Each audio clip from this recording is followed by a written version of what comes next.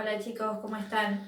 Bueno, en enfermería en el adulto y anciano yo les mandé un archivo que habla de diabetes. Y en materno infantil también estamos viendo diabetes gestacional. Por una compañera de ustedes, yo sé que ustedes están viendo diabetes gestacional en la práctica de enfermería. Entonces, bueno, les voy a hacer un resumen de lo que es la diabetes en sí y los tipos de diabetes que hay. La diabetes tenemos la diabetes tipo 1, tipo 2 y la diabetes pregestacional y gestacional. La diabetes tipo 1 es la diabetes insulino dependiente y se llama insulino dependiente porque el organismo o la persona necesita sí o sí de la incorporación de insulinas para poder llevar esta enfermedad, digamos, de la mejor manera posible. ¿Qué pasa en la diabetes? En nuestro organismo, ¿sí?, genera una hormona que se llama insulina, mejor dicho, esta insulina se crea sobre los islotes de Langerhans en el páncreas, y esta insulina lo que hace es permitir que la glucosa entre en la célula para que la célula tenga energía y poder hacer todas las reacciones que el organismo necesita. ¿Qué pasa con la insulina tipo 1? En los diabéticos tipo 1. Son insulinos dependientes, dependen sí o sí de la utilización de insulina, porque su organismo a lo mejor no la genera o la genera muy insuficientemente, que no le sirve para que la célula incorpore la insulina para poder hacer las reacciones químicas que todos nuestros órganos necesitan. Acuérdense que todos nuestros órganos están conformados por células y todas nuestras células necesitan energía para poder funcionar. En la diabetes tipo 2, los pacientes por lo general tienen insulina en el organismo, pero esa insulina a lo mejor le es insuficiente para mantener los niveles de glucemia normal o para que sus células o la glucosa entre en la célula y puedan funcionar normalmente. Entonces necesitan de la utilización de medicación muchas veces. Otras veces con actividad física y dieta pueden tener los niveles de glucosa normal. Entonces, la insulina, ¿qué hace? Que genera el páncreas, la produce el páncreas, mejor dicho, permite que la glucosa que uno tiene en el organismo entre a la célula, ¿sí?, para que la célula funcione correctamente. Cuando esta insulina no entra a la célula, esa glucosa queda dando vuelta en el torrente sanguíneo, en la circulación, y hace que se aumente la glucosa en sangre. Es lo que se produce la hiperglucemia, ¿sí? Entonces la diabetes se produce una hiperglucemia porque la poca insulina o la insulina no existente no permite que la glucosa entre en la célula y haga energía, ¿sí?, o crea energía. Entonces, la diabetes tipo 1 son insulinos dependientes, sí o sí necesitan la incorporación de insulina exógena para que el organismo mantenga los niveles de glucemia normal, porque si no incorpora la insulina, esa glucosa que uno tiene en sangre queda libre en el torrente sanguíneo y se produce la hiperglucemia. Los diabéticos tipo 2 por lo general utilizan hipoglucemiantes. Los hipoglucemiantes son comprimidos preparados farmacológicos que el paciente lo incorpora a lo mejor una vez al día. Y siempre está acompañada de la dieta y de la actividad física para mantener los niveles de glucemia lo más óptimos posible. Después tenemos la diabetes pregestacional, que quiere decir diabetes pregestacional. Gestacional es estado de gravidez, es embarazo. Pre-ante. Una mujer se embaraza, pero ya era diabética, ¿sí? Entonces la diabética pregestacional ya su enfermedad de base va a hacer que ese embarazo no sea el más normal posible, porque ya trae aparejada una enfermedad, ¿sí? Y tenemos la diabetes gestacional, que es propia del embarazo, obviamente, que se da solamente en la mujer embarazada y aparece recién entre las 24 y 28 semanas de gestación. ¿Qué pasa en la diabetes gestacional? Como cuando hablamos de hipertensión gestacional, La mujer embarazada tiene la placenta. Esta placenta crea hormonas, fabrica hormonas. Una de las hormonas que fabrica es el lactógeno placentario, fabrica estrógeno y progesterona. Estas hormonas, ¿qué hacen? Son antagonistas de la insulina. ¿Qué quiere decir antagonista de la insulina? No permite la acción de la insulina. La mujer a lo mejor no era diabética, es una diabetes, tiene una diabetes gestacional ahora porque está embarazada, pero antes no era diabética, ¿sí? Esa diabetes se produce porque hay un aumento de estas hormonas y estas hormonas son antagonistas a la insulina. ¿Qué quiere decir? No permite que la insulina actúe en el organismo correctamente. Su páncreas crea insulina, pero estas hormonas anulan el proceso de la insulina. Son antagonistas de la insulina. Bueno, la diabetes gestacional era producida entonces por el aumento de las hormonas placentarias como el lactógeno placentario, el estrógeno y la progesterona, que eran hormonas antagonistas de la insulina. Hacían que esta insulina no pueda ingresar a la célula para que la célula pueda crear energía, para que no permite que la glucosa entre a la célula para que el organismo crea energía o produzca energía. Esta insulina a su vez produce lipólisis, entonces lo que hace la madre es consumir las grasas, las reservas que tiene en el organismo para que el feto no haga hipoglucemia, no sufra y haga hipoglucemia, porque el feto necesita crecer. Pero ¿qué pasa con esto? Produce un desequilibrio en el organismo de la mujer embarazada y hace que se aumente la volemia en la mujer, ¿sí? Aumenta el líquido que circula dentro del organismo de la paciente o de la mujer embarazada. Entonces lo que va a producir esta volemia a aumentar el flujo urinario, aumenta la poliuria, digamos. Se produce una poliuria porque hay un aumento de la volemia, un aumento del líquido intracelular, ¿sí? Poli es mucho. Aumenta el volumen urinario, el volumen de excreción de orina, ¿sí?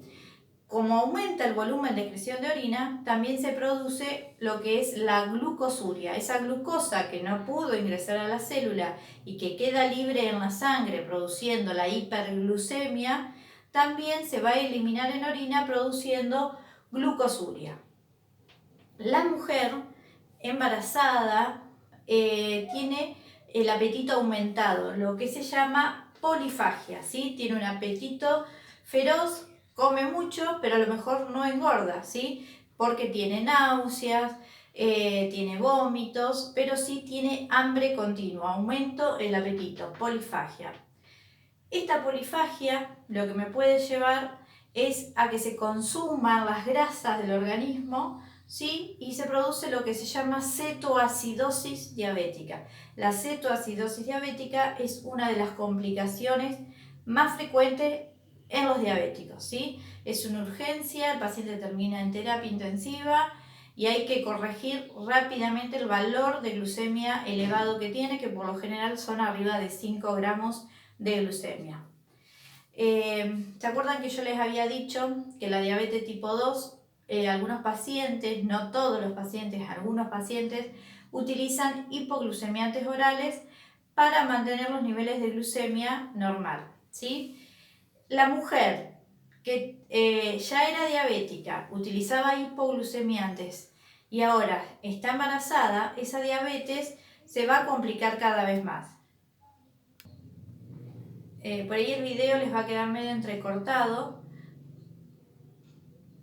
Por ahí el video nos va a quedar medio entrecortado porque, bueno, tuve unos problemas con el celular que está grabando. Pido disculpas.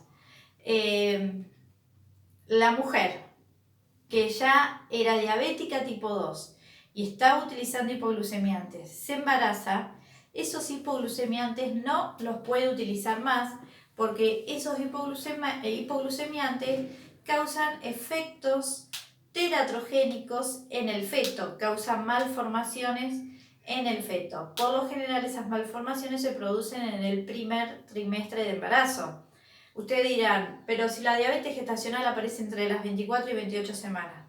Sí, la diabetes gestacional aparece en esas semanas, pero yo le estoy hablando de la diabética tipo 2 que se embarazó y utilizaba hipoglucemiantes. Esos hipoglucemiantes se deben erradicar, no los puede utilizar más, entonces comienza con la utilización de las insulinas.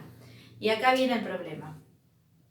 Las insulinas tenemos de dos tipos. Tenemos la insulina rápida, que siempre la van a encontrar marcada en los frascos ampolla o en las lapiceras, porque vienen unas lapiceras bien precargadas. La van a encontrar con la letra R, que es rápida, bueno, de acción rápida, y se utiliza solamente para corrección. Y después tenemos la insulina NPH, que es la insulina lenta, y por lo general se utiliza 2 veces al día o 1 vez al día según los valores de glucemia que mantenga el paciente. La insulina NPH lenta, ¿sí? Se llama lenta porque tiene una acción prolongada durante 12 horas, por lo general, o 24 horas, según cada paciente. No todos los pacientes reaccionan de la misma manera a la misma patología, ¿sí? Por eso necesitan un control estricto con el diabetólogo para que refuerce esas insulinas. La insulina NPH, la única forma de administrar es por vía subcutánea. La insulina corriente, la rápida, la de corrección, se utiliza subcutánea, intramuscular o endovenosa. La podemos utilizar de las 3 formas. Por lo general, a la mujer embarazada diabética le indican una insulina NPH, una insulina lenta, a la mañana y a la noche. Por lo general a las 8 de la mañana y a las 8 de la noche, o a las 12 de la mañana y a las 12 de la noche. A las 12 del mediodía, perdón. Y la R, la corriente, la rápida, solo para corregir el valor elevado de la glucemia, ¿sí? La podemos utilizar nuevamente subcutánea, intramuscular o endovenosa. ¿Cuándo la utilizamos endovenosa? Cuando el paciente está con una cetoacidosis diabética, entonces necesita correcciones rápidas para bajar rápidamente esa glucemia. Y la única forma que hay es inyectarse la endovenosa porque, como ustedes ya saben, la vía endovenosa es la vía más rápida de acción. La vía intramuscular recién tarda 45 minutos en empezar a hacer efecto. La vía subcutánea, lo mismo, ¿sí? Entonces, como la paciente va a utilizar estos dos tipos de insulina y puede llegar a utilizar insulina corriente para corregir ese valor elevado de glucemia, hay que tener un control bien estricto y educar. Acá lo que tenemos que hacer es educar a los pacientes, ¿sí? Educar en la utilización de las insulinas, la importancia de cómo se debe colocar esa insulina para no causar daños en los sitios de aplicación, para evitar las infecciones y sobre todas las cosas para que el paciente no sufra una hipoglucemia. Un paciente cualquiera que está con una diabetes tipo 1 o tipo 2 y está requiriendo insulina, hace una hipoglucemia, se corrige rápidamente con un vaso de Coca-Cola, como habrán escuchado a lo mejor, un caramelo, algo dulce, ¿sí? O también está unas jeringas que vienen precargadas que se llaman glucagón, que se inyecta, que el paciente ya sabe y se lo inyecta solo. Pero acá, en la mujer embarazada, es muy diferente, ¿sí? Esa hipoglucemia que sufre una mujer embarazada causa daño en el feto, ¿sí? Causa daño en el crecimiento del feto, causa daño a los vasos placentarios. A los vasos placentarios me refiero a los vasos que irrigan sangre a la placenta y al feto. Entonces ese feto sufre y al sufrir también sufre una hipoglucemia y se puede producir la muerte dentro del útero, ¿sí? Muerte intrauterina. O tener un retardo de crecimiento. Por lo general, los bebés de las madres diabéticas son bebés macrosómicos, bebés grandes, de gran tamaño, ¿sí? Por eso hay que educar siempre en la utilización de las insulinas. Siempre se le enseña a la mujer embarazada o a cualquier paciente diabético a hacerse los controles de glucemias a través del pinchacito en el dedo, los hemoglucotex o los test de glucemia, como quieran llamarlo, para ver el valor de la glucemia. y se hace siempre preprandial y postprandial. Pre es antes, prandial de las comidas, antes de las comidas y después de las comidas. En la mujer embarazada lo que hacemos por lo general, eso también difiere en el paciente y en la indicación médica, porque algunos médicos prefieren manejarla de una forma y otros de otra.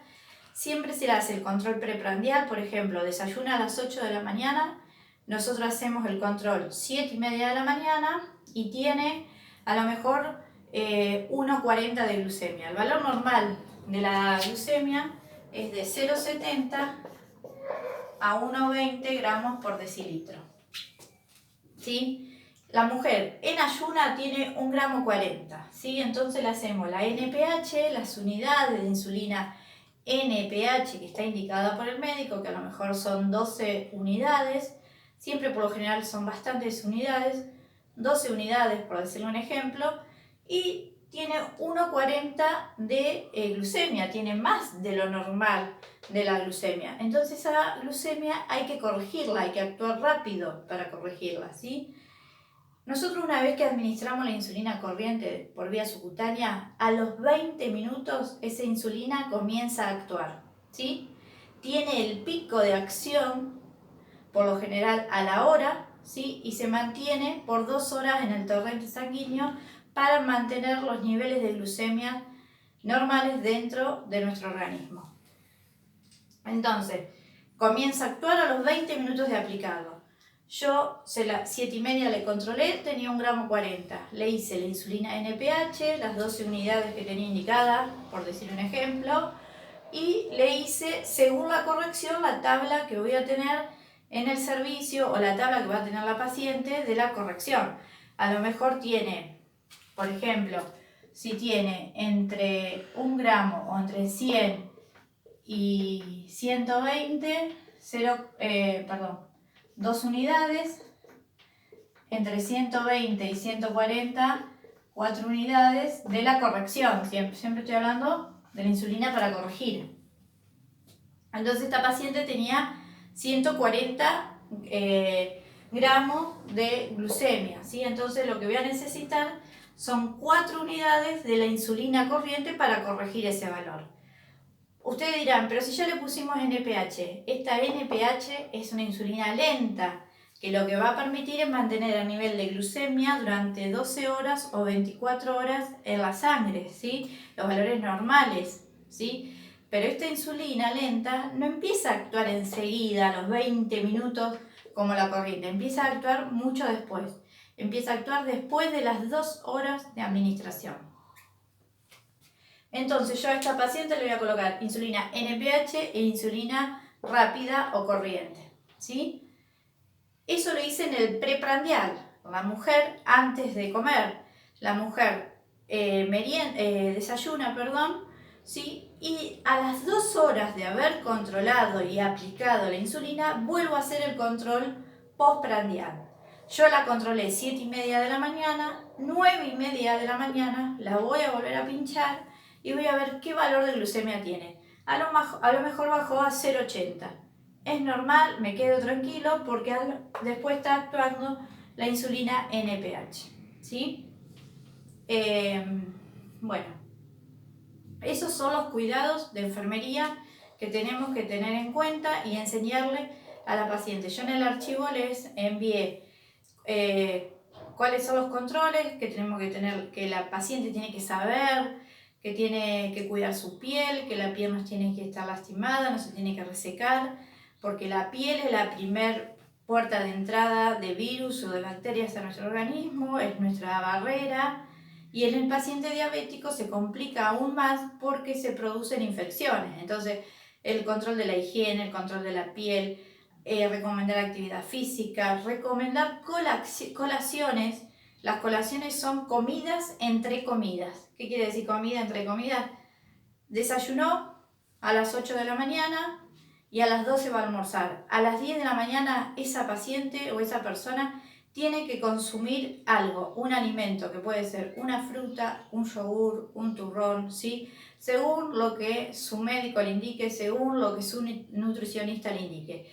Pero nosotros tenemos que hacer hincapié en esas pautas, ¿sí? Sobre todo si la persona trabaja o hace actividad física, porque al trabajar, hacer actividad física, al estar en movimiento, la persona consume cada vez más glucosa, consume más energía y puede llegar a producirse lo que es la hipoglucemia, ¿sí?